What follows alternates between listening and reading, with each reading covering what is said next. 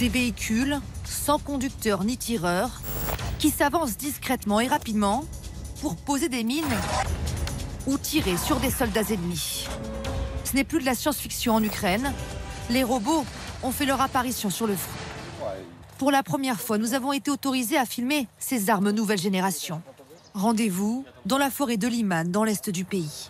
Le commandant Auguste nous emmène dans un lieu secret, le poste de commandement qu'il dirige. Ici Molot, vous m'entendez? Donnez-moi la position de la frappe. La position, s'il vous plaît. Sur les écrans, des images filmées par des drones, mais aussi par des robots.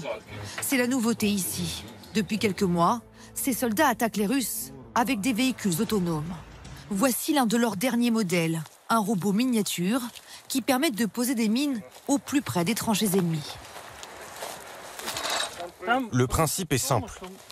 Le loquet qui retient la mine s'ouvre, puis le robot avance pour faire tomber la mine sur le sol.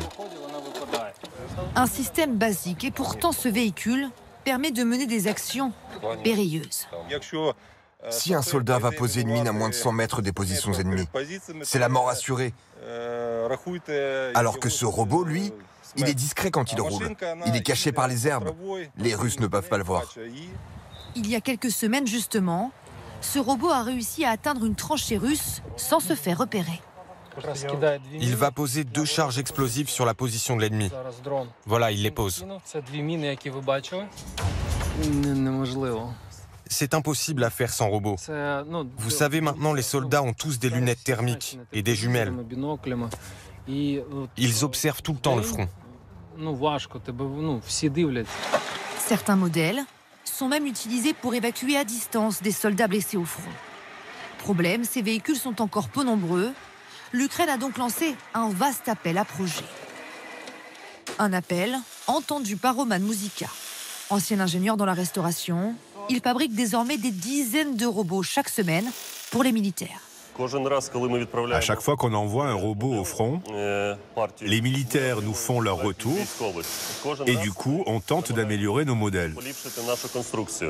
En Ukraine, la course aux robots est lancée partout. Entreprises et bénévoles créent de nouveaux prototypes, comme cet homme qui préfère rester anonyme. Il va lui-même sur le front pour former les militaires à ce nouvel outil. Ce n'est pas un projet commercial. On a payé nous-mêmes 7 500 € pour acheter les pièces détachées. Prochaine étape, créer des modèles qui pourront être contrôlés depuis Kiev pour réduire le nombre d'hommes sur le front.